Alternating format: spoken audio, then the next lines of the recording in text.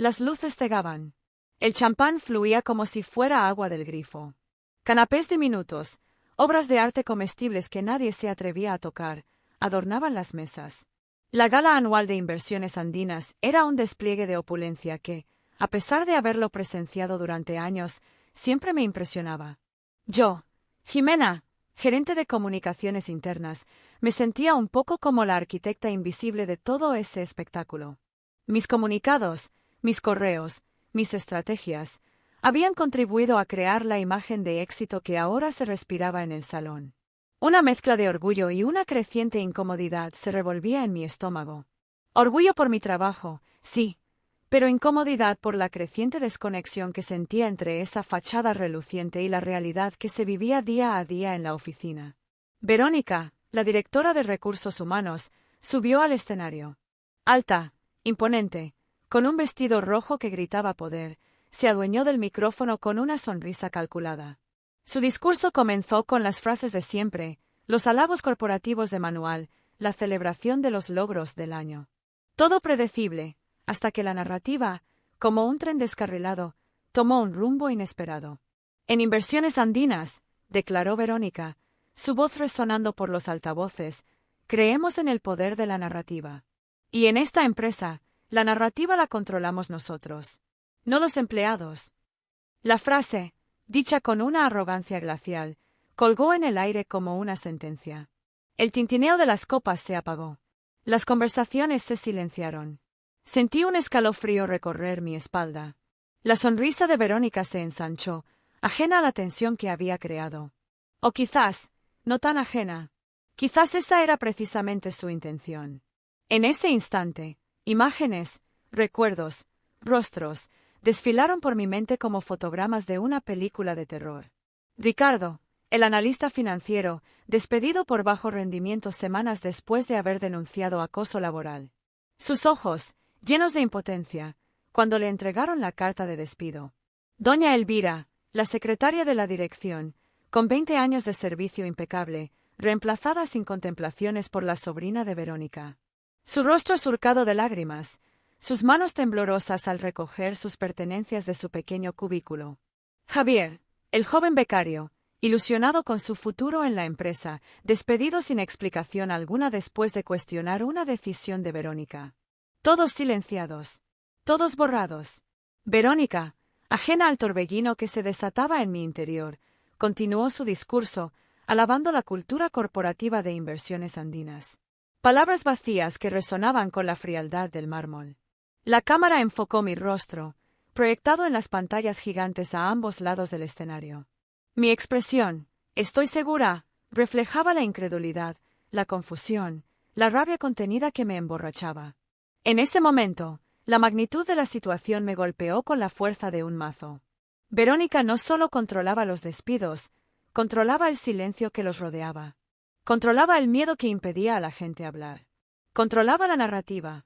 Y en ese control, en esa arrogancia impune, residía la raíz de la podredumbre que se extendía por la empresa. Algo tenía que cambiar. Esa noche, mientras el champán seguía fluyendo y las luces seguían cegando, supe, con una certeza que me helaba la sangre, que yo sería el instrumento de ese cambio.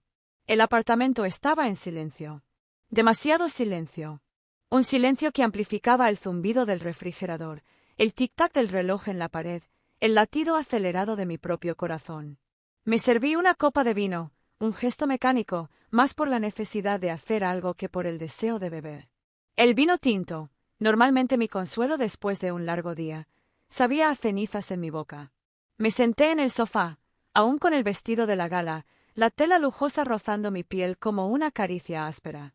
Las palabras de Verónica, la narrativa la controlamos nosotros, resonaban en mi cabeza, un mantra perverso que no podía silenciar.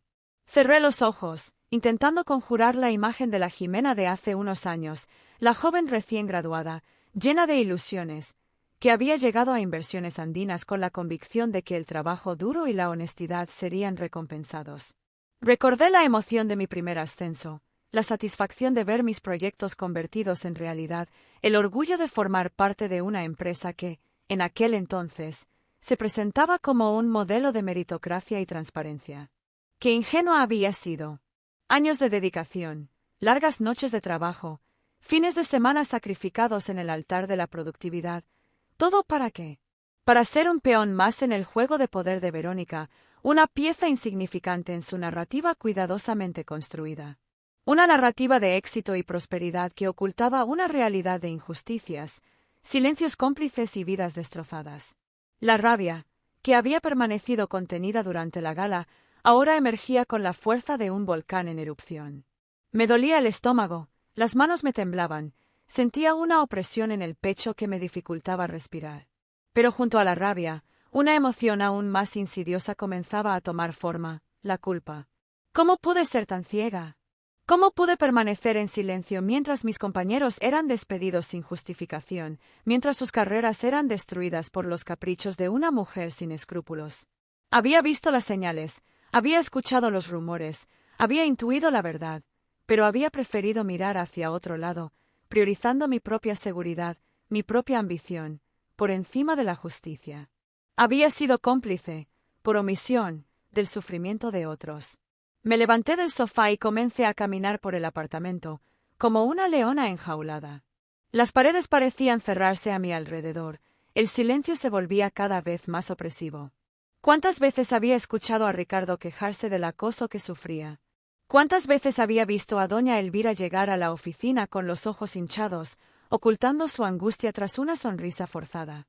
¿Cuántas veces había ignorado las súplicas de Javier, convenciéndome a mí misma de que no era mi problema, de que no podía hacer nada?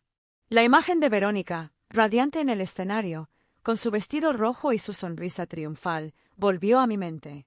La narrativa la controlamos nosotros. Las palabras me golpeaban como puñetazos. Yo también había contribuido a esa narrativa, a esa fachada de perfección. Con mis comunicados, con mis correos, con mi silencio. Me dejé caer de rodillas, abrumada por el peso de mi propia cobardía.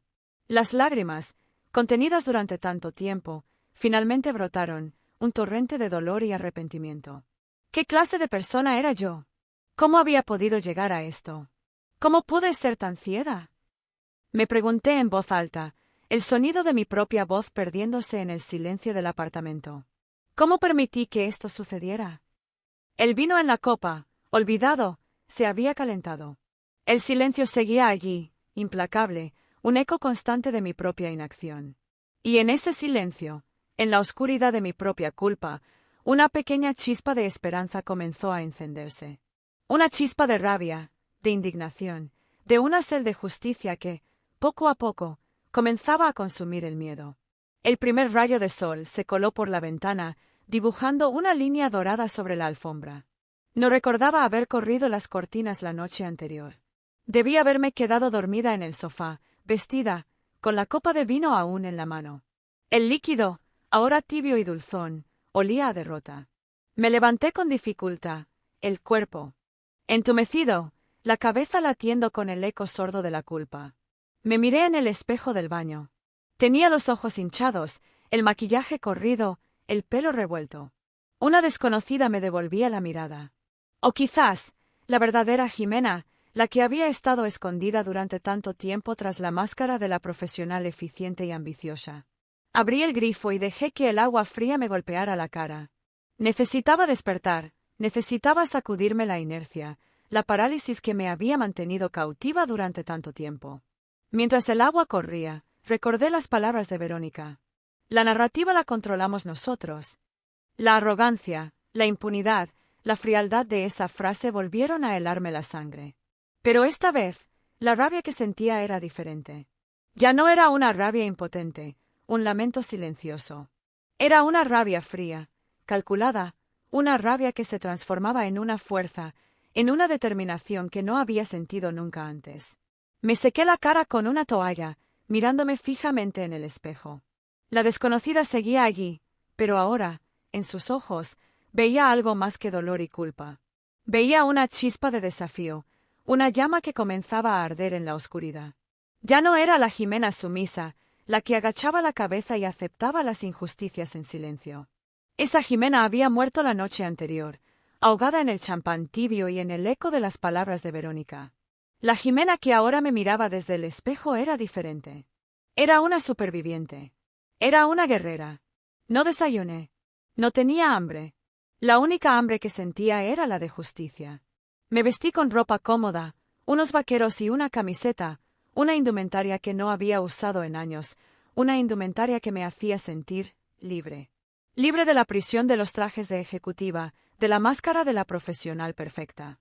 Me senté frente a la computadora, la pantalla en negro reflejando mi propio rostro, ahora sereno, decidido. Verónica quería controlar la narrativa. Perfecto. Le daría una narrativa. Una narrativa que no podría controlar. Una narrativa que la destruiría. La idea, al principio difusa, comenzó a tomar forma en mi mente. No sería fácil. Verónica era poderosa, tenía influencias, controlaba la información dentro de la empresa. Pero yo también tenía mis armas. Conocía la empresa desde dentro, conocía sus secretos, sus debilidades. Y sobre todo, conocía la verdad. Una verdad que, como un virus, podría infectar y destruir el castillo de naipes que Verónica había construido. Abrí un nuevo documento en la computadora. El cursor parpadeaba en la pantalla en blanco, una invitación a escribir, a crear, a construir mi propia narrativa. Mis dedos, que antes temblaban de miedo, ahora se movían con seguridad sobre el teclado. Comencé a escribir, despacio al principio, luego con una fluidez que me sorprendía. Recordé los nombres, las fechas, los detalles. Recordé las conversaciones, los correos electrónicos, los informes. Cada palabra que escribía era un ladrillo en la pared que iba a levantar, una pared que iba a enterrar a Verónica bajo el peso de sus propias mentiras. La mañana se convirtió en tarde. No me moví de la silla, absorta en mi tarea, impulsada por una energía que no sabía que poseía. El sol se movió por el cielo, dibujando sombras cambiantes en la pared. El silencio del apartamento ya no era opresivo, sino un aliado, un espacio de concentración, de planificación, de estrategia. Ella quería controlar la historia. Yo le daría una historia que contar. Una historia que la haría temblar. Una historia que la haría pagar por todo el daño que había causado. Una sonrisa, fría y decidida, se dibujó en mi rostro. La chispa se había convertido en una llama. Y esa llama, lo sabía, no se apagaría hasta que se hiciera justicia. Miré la pantalla de la computadora, llena de nombres, fechas y detalles. El plan estaba tomando forma.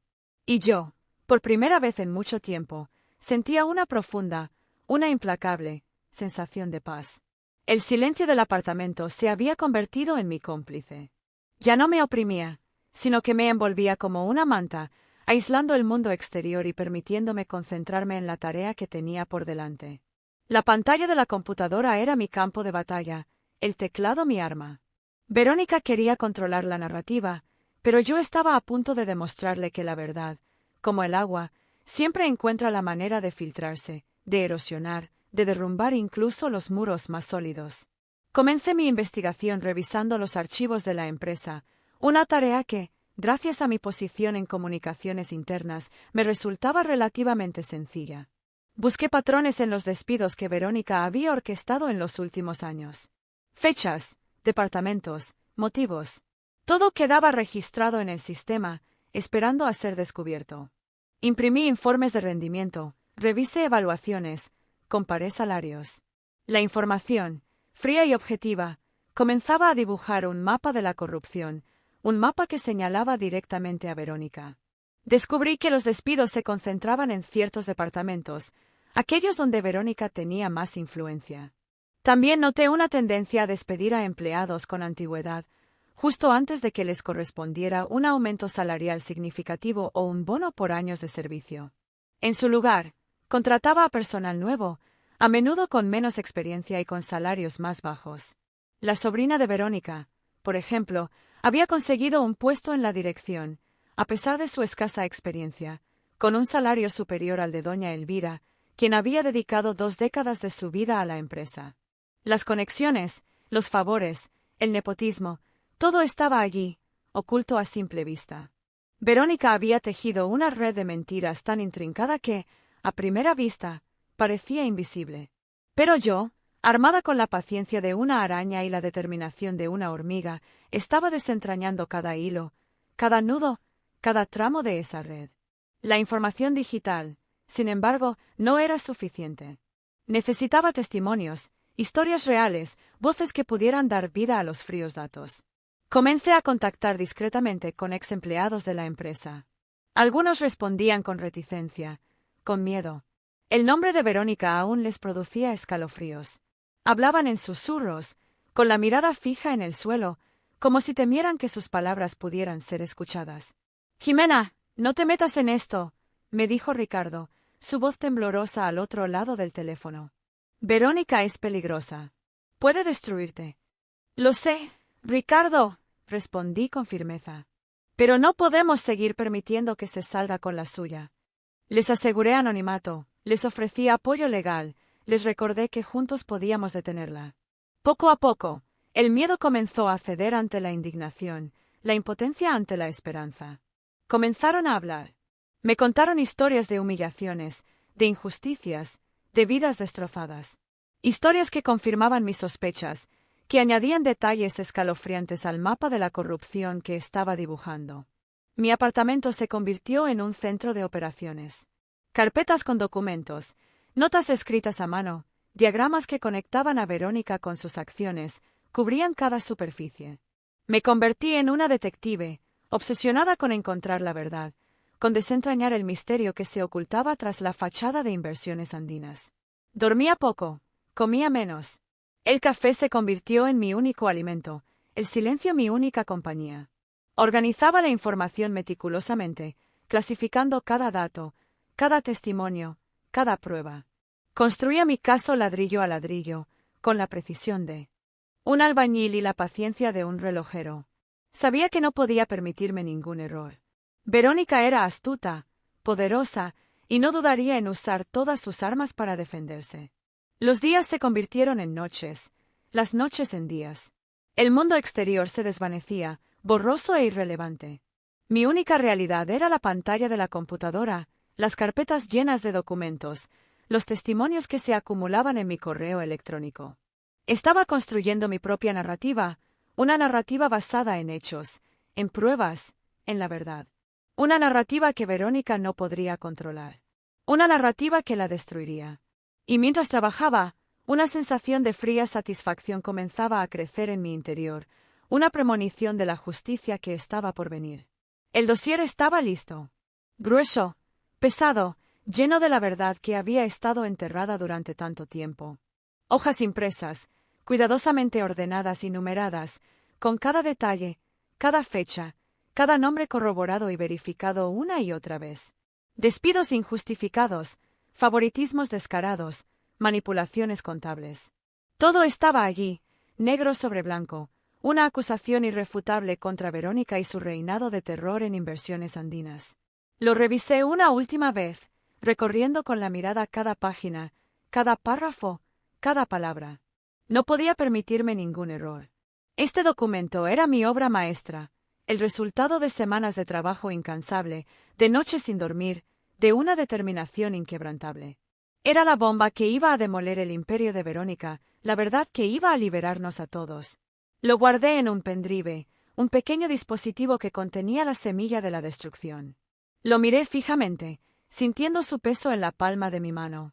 Era pequeño, insignificante en apariencia, pero en su interior latía el corazón de mi venganza. El siguiente paso era crucial, elegir el destinatario adecuado. No podía simplemente enviarlo a cualquier periodista. Necesitaba a alguien con credibilidad, con experiencia en investigaciones de corrupción corporativa, alguien que no se dejara intimidar por Verónica ni por sus influencias. Después de una cuidadosa consideración, seleccioné a 3 periodistas de investigación de renombre. Había seguido su trabajo durante años, admiraba su tenacidad, su compromiso con la verdad. Sabía que no me defraudarían. Además, incluía a un 4º periodista, especializado en temas de corrupción en el sector financiero. Él había publicado varios artículos críticos sobre prácticas cuestionables en otras empresas del sector, y su reputación de implacable era legendaria. Con él en la ecuación, Verónica no tendría escapatoria. Redacté un correo electrónico breve y conciso, explicando la situación y adjuntando el dossier. No revelé mi identidad. No era necesario. Las pruebas hablaban por sí solas. Firmaba simplemente como una fuente confiable. Elegir el momento adecuado era tan importante como elegir al destinatario correcto. La casualidad, o quizás el destino, me ofreció la oportunidad perfecta. Dentro de unos días, Inversiones Andinas celebraría una importante conferencia de prensa para anunciar los resultados financieros del año. Verónica, como directora de recursos humanos, sería una de las figuras centrales del evento. Ese sería el escenario ideal para que mi bomba estallara. Imaginé la escena, Verónica, radiante, hablando de los valores de la empresa, de la cultura corporativa, de la transparencia. Y entonces, un periodista, armado con mi dossier, la interrumpiría con preguntas incómodas, con pruebas irrefutables. La sonrisa calculada se desvanecería de su rostro, reemplazada por la palidez del miedo, por la incredulidad de quien ve su mundo desmoronarse. La idea me produjo una profunda satisfacción. Una satisfacción fría, calculada, como el acero de un bisturí. No era alegría, no era euforia. Era la calma que precede a la tormenta, la serenidad de quien sabe que la justicia, aunque tarde, siempre llega. Revisé una última vez los correos electrónicos, asegurándome de que todo estuviera en orden. Respiré hondo, conteniendo la emoción que amenazaba con desbordarme. Mis dedos se posaron sobre la tecla enviar. Dudé un instante, un breve titubeo antes del salto al vacío. Luego, con un clic, activé la bomba de tiempo informativa que estaba a punto de estallar. El sonido del enviar resonó en el silencio del apartamento como el disparo de una pistola. La espera había terminado. El juego había comenzado. Me recliné en la silla, exhausta pero serena, con la mirada fija en la pantalla de la computadora. La rueda había comenzado a girar. Y yo, por primera vez en mucho tiempo, sentía que volvía a tener el control. El control de mi propia narrativa. Las luces del auditorio eran cegadoras. Verónica, impoluta en un traje sastre azul marino, radiaba confianza. Su voz, amplificada por los micrófonos, llenaba la sala con las frases hechas de siempre: crecimiento sostenido, compromiso con la excelencia, valores corporativos. Observaba la escena desde la última fila, camuflada entre los periodistas, mi corazón latiendo con la fuerza de un tambor. Había llegado temprano. Con una mezcla de nerviosismo y anticipación, necesitaba presenciar la caída en primera persona. Verónica, ajena a la tormenta que se avecinaba, continuaba su discurso, describiendo con entusiasmo las proyecciones de la empresa para el próximo año. Sus gestos eran precisos, su sonrisa impecable, su mirada fija en las cámaras que transmitían la conferencia en vivo. Parecía disfrutar del espectáculo, del poder que emanaba de su posición, de la atención que recibía. Una atención que estaba a punto de convertirse en un escrutinio implacable. De repente, un periodista de uno de los diarios más importantes del país alzó la mano. Reconocí al instante su rostro. Lo había visto en incontables reportajes de investigación, destapando escándalos de corrupción en las más altas esferas del poder. Verónica, sin perder la compostura, le cedió la palabra. «Directora Vélez», comenzó el periodista, su voz firme y clara, «tenemos información que apunta a despidos injustificados y prácticas de favoritismo dentro de Inversiones Andinas. ¿Qué puede decir al respecto?» La sonrisa de Verónica se congeló. Sus ojos, antes brillantes de confianza, se nublaron con una sombra de inquietud. Intentó mantener la calma, pero un ligero temblor en su voz delataba su nerviosismo. «No sé a qué se refiere», respondió con una voz que sonaba extrañamente aguda. Inversiones Andinas siempre ha actuado con la máxima transparencia y ética profesional. El periodista, sin inmutarse, continuó. «Tenemos documentos y testimonios que demuestran que varios empleados fueron despedidos sin justificación, mientras que familiares y amigos suyos fueron contratados con salarios superiores a los del mercado. ¿Cómo explica esto?» Verónica palideció. La sangre parecía haber abandonado su rostro, dejándolo con un tono grisáceo. Miró a su alrededor, buscando apoyo, pero solo encontró los rostros impasibles de los periodistas, las cámaras que la enfocaban sin piedad, y al fondo, en la última fila, mi mirada fija en ella. Sabía que la estaba viendo. Podía sentirlo. Intentó negarlo todo, balbuceando excusas, hablando de reestructuraciones, de necesidades de la empresa, de malentendidos. Pero el periodista, implacable, presentó pruebas irrefutables, informes de rendimiento manipulados, correos electrónicos comprometedores, testimonios anónimos de ex empleados. La sala estalló en murmullos. Los flashes de las cámaras crepitaban sin cesar. Verónica, atrapada en la tela de araña que ella misma había tejido, intentaba desesperadamente liberarse, pero cada movimiento la hundía más en el fango. Lo que Verónica no sabía, lo que nadie en esa sala sabía, excepto yo, es que el primer artículo con la historia completa ya estaba publicado online. Había coordinado el lanzamiento con el periodista especializado en corrupción financiera, asegurándome de que la noticia se publicara justo en el momento en que la conferencia de prensa alcanzara su punto álgido. El artículo, detallado y preciso, incluía no solo los documentos y testimonios que había recopilado, sino también mi propia versión de los hechos, mi testimonio en primera persona de la podredumbre que se ocultaba tras la fachada de Inversiones Andinas. La jugada maestra fue incluir mi narrativa. Verónica siempre había controlado la historia, manipulando la información a su antojo. Esta vez, le había arrebatado el control, le había dado una historia que no podía controlar, una historia que la exponía ante el mundo tal como era, una manipuladora, una mentirosa, una abusadora. La caída de Verónica fue rápida y brutal. La conferencia de prensa se convirtió en un linchamiento público. Los periodistas, olfateando la sangre, la acribillaron a preguntas, sin darle tregua. Verónica, acorralada, intentó huir de la sala, pero la multitud de periodistas la rodeó, impidiéndole el paso, bombardeándola con preguntas, con micrófonos, con cámaras. Observé la escena con una extraña sensación de calma. No era alegría, no era euforia. Era la satisfacción fría y silenciosa de la justicia servida.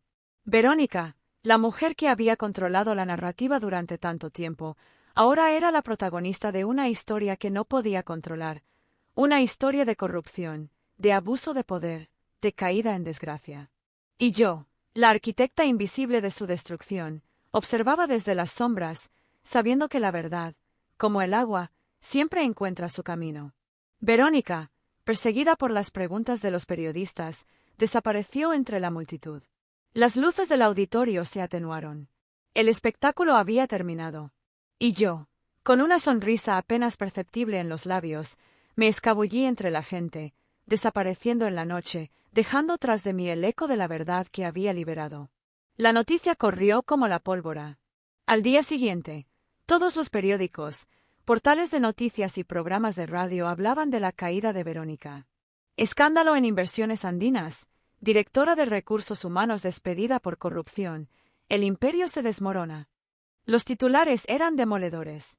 La imagen de Verónica, desencajada y acorralada por los periodistas, se repetía en todos los medios. Una imagen que, estoy segura, la perseguiría por el resto de su vida. El comunicado oficial de Inversiones Andinas fue breve y evasivo. Hablaban de una investigación interna, de medidas correctivas, de renovación del equipo directivo. Palabras vacías que intentaban ocultar la magnitud del desastre. La junta directiva, en pánico, exigió una reestructuración total del Departamento de Recursos Humanos. Querían limpiar su imagen, borrar cualquier rastro de la corrupción que había reinado durante tanto tiempo. Demasiado tarde. El daño ya estaba hecho. Aunque mi nombre nunca apareció en los medios, internamente, todos sabían quién había sido la responsable de la caída de Verónica. Recibí miradas de admiración, de respeto, incluso de temor. Algunos se acercaban a mí, en voz baja, para agradecerme, para felicitarme por mi valentía. Otros, los que habían sido cómplices del silencio, me evitaban, con la mirada baja, avergonzados de su propia cobardía. En las semanas siguientes, recibí varias ofertas de trabajo de otras empresas. Headhunters me llamaban constantemente, ofreciéndome puestos de mayor responsabilidad, con salarios tentadores. Reconocían mi talento, mi capacidad estratégica, pero sobre todo, admiraban mi valentía, mi determinación para enfrentarme a Verónica. Me habían convertido en un símbolo de la lucha contra la corrupción, en un ejemplo a seguir para aquellos que, como yo, habían sufrido en silencio las injusticias del poder. No acepté ninguna de esas ofertas. No quería ser parte de otro sistema corrupto, de otra empresa que priorizara las apariencias por encima de la ética. Había descubierto algo más importante que el dinero, que el poder, que el reconocimiento profesional. Había descubierto el poder de la verdad, la fuerza de la justicia, la satisfacción de luchar por lo que es correcto. Decidí fundar mi propia consultora de comunicación, enfocada en la transparencia y la ética empresarial. Quería ayudar a otras empresas a construir una cultura corporativa basada en la honestidad, en el respeto, en la justicia. Quería que otros empleados no tuvieran que pasar por lo que yo había pasado, que no tuvieran que sufrir en silencio las injusticias de un sistema corrupto. Trabajaba desde mi apartamento, rodeada de libros, de informes, de artículos sobre ética empresarial. El silencio, que antes había sido un símbolo de mi propia culpa, ahora era un espacio de creación, de reflexión, de planificación. Me sentía en paz, conectada con mi propósito, con mi misión. Verónica había querido controlar la narrativa. Había creído que podía manipular la realidad a su antojo, que podía silenciar las voces de aquellos que se atrevían a desafiarla. Se había equivocado. Descubrí que eso es imposible cuando alguien decide contar la verdad. La verdad, como el agua, siempre encuentra su camino. Siempre. A veces, cuando el trabajo me abruma, cuando las dudas me asaltan, cierro los ojos y recuerdo la imagen de Verónica, acorralada por los periodistas, con la mirada perdida, con el rostro desencajado. Recuerdo la satisfacción fría y silenciosa que sentí en ese momento. Y entonces, con renovada energía, continúo trabajando, construyendo mi propia narrativa, una narrativa basada en la verdad, en la justicia, en la esperanza. Si estás leyendo esto, si te has sentido identificado con mi historia, si tú también has sufrido las injusticias del poder, quiero decirte que no estás solo. La verdad siempre encuentra su camino. No tengas miedo de hablar, de denunciar, de luchar por lo que es correcto. Juntos podemos cambiar el mundo, una historia a la vez. Si te ha gustado esta historia de justicia servida fría, suscríbete a Café Frío y Venganza para más historias de venganza profesional. Y recuerda, la verdad siempre encuentra su camino. Puedes encontrarnos en Instagram, Facebook y Twitter. Comparte tu propia historia utilizando el hashtag #Café Frío y Venganza. Tu voz también importa.